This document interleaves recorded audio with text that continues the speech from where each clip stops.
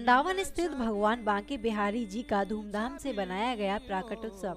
निधिवन रात से चांदी की रथ पर बिहारी जी को बधाई देने स्वामी हरिदास पहुंचे बिहारी मंदिर। स्वामी जी की बधाई लेने के बाद ही भगवान को लगाया जाता है भोग। भोर में प्राकट स्थली का हुआ पंचामृत अभिषेक तो दिन में निकली सवारी से माहौल हुआ भक्ति में। दिन भर निधिवन राज में बजती रही बधाई तो वहीं बांके बिहारी मंदिर में दिखाई दी आस्था की बयार। आज है बिहारी पंचमी और आज के दिन हुआ था जन जन के आराध्य भगवान बांके बिहारी का प्राकट्य।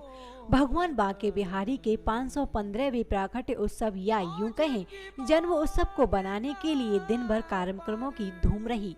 भगवान बांके बिहारी की प्राकट स्थली निधिवन राज को दुल्हन की तरह सजाया गया था। भोर में भगवान की प्राकट स्थली निधिवन राज में उस स्थली का दूध दही घी शक्कर एवं शहद से पंचामृत अभिषेक हुआ तो वहीं इसके पश्चात ठाकुर बांके बिहारी के प्राकट स्वामी हरिदास जी चांदी के रथ में विराजमान होकर अपने आराध्य को निधिवन से बांके बिहारी मंदिर बधाई देने के लिए प्रस्थान किया। बिहार पंचमी है, बांके बिहारी जी का प्रकट उत्सव है। आज के दिन ही ठाकुर जी बांके बिहारी जी को प्रकट किया था स्वामी हरिदास जी ने। आज सुबह पहले निधिवन में यहाँ प्रकट स्थली है, वहाँ का अभिषेक हुआ। उसके बाद में शोभा यात्रा प्रारंभ हुई है। निधिवन रात से अब ये बांके बिहारी मंदिर जा रही है। इस दौरान समूचे वृंदावन धाम के रास्तों पर भक्ति का अनोखा संगम देखने को मिला। भक्त अपने आराध्य को जन्म उत्सव की बधाई देने बैंड बाजों की धुनों पर झूमते नाचते गाते बिहारी जी मंदिर के ओर बढ़े थे। साधु संतों के हाथ में ध्वजपात का माहौल में भक्ति रस का संचार कर रही थी तो वहीं भक्तों द्वारा गुंजायमान भगवान बांके बिहारी का नाम संपूर्ण वृंदावन को बांके बिहारी की डोर में पिरोता नजर आ रहा था। जैसे जैसे भगवान की झांकी बिहारी जी की ओर बढ़ रही थी वैसे वैसे ही भक्तों का उत्साह देखते ही बन रहा था।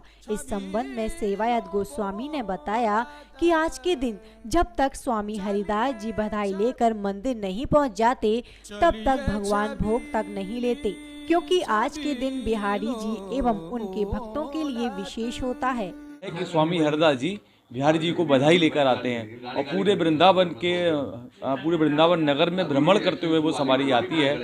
और सबसे बड़ी खास बात आज की ये होती है कि जब तक स्वामी हरिदास जी निधिवन से बधाई लेकर नहीं आ जाते हैं तब तक ठाकुर श्री बांके बिहारी जी महाराज का प्रसाद नहीं लगता है। जब स्वामी हरिदास जी आ जाएंगे उसके बाद बिहारी जी का भोग लगेगा, उसके तदोपरांत बिहारी जी मंदिर में आरती होती है।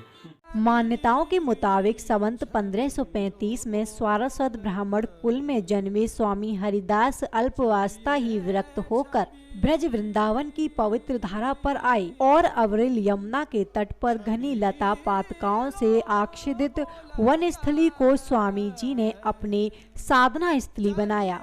सम्राट अकबर के नवरत्नों में शुमार संगीतज्ञ तानसेन और बैजू बाबरा स्वामी जी की संगीत कला के साधक थे और इसी संगीत से हरिदास जी ने बिहारी जी को निधिवन में प्रकट किया था। जन जन के आराध्य ब्रजवासियों के चहेते ठाकुर श्री बांके बिहारी जी महाराज का आज 515वां जन्म दिवस है, प्राकट्य दिवस है। आज ही के दिन स्वामी हरिदास जी ने बांके बिहारी जी महाराज को निधिवन राज से प्रकट किया था। तो आज सुबह से ही बड़े महोत्सव चल रहे हैं। सबसे पहले जहां बिहारी जी का प्राकट्य हुआ है वहां महाअभिषेक होता। कथाओं में वर्णित है कि जब स्वामी हरिदास जी एकाग्रचित होकर अपने तानपुरों पर राख छोड़ते थे तो प्रिय प्रियतम जो उन स्वर लहरियों का रसास्वादन करने प्रकट हो जाते थे।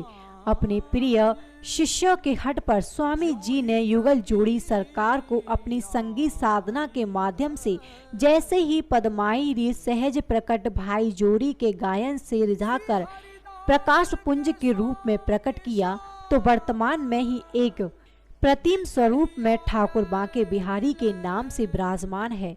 विक्रम संवत 1562 की मार्गशीर्ष शुक्ल पक्ष की पंचमी को जन जन के आराध्य बांके बिहारी लाल निधिवन राज की लता पातकाओं के मध्य प्रकट हुए थे, जहां स्वामी जी के अनुज जगन्नाथ स्वामी के उपरांत उनके शिष्य विठल भूपल देव एवं बिहारी दास इन अलौकिक प्रतिमा की अंगरांग सेवा करते थे। इसी क्रम में ईस्वी सन 1864 में नव मंदिर का निर्माण कराकर प्रतिमा को विराजित किया गया। वर्तमान में स्वामी जी के वंश परंपरा के गोस्वामी परिवारों द्वारा मंदिर में ठाकुर जी के नियत अंगरांग सेवा की जा रही है और आज बिहार पंचमी के दिन उनका 515वां प्राकट उत्सव बड़े ही हर्ष उल्लास से इसी तरह मनाया जाता है। यदि आप भी भगवान बांके बिहारी को सीधे जन्म उत्सव की बधाई देना चाहते हैं तो अगली बार बिहार पंचमी पर आपको वृंदावन धाम आना होगा, तभी भक्ति और बधाई के इस पावन पल का आप आनंद और परमानंद ले सकते हैं।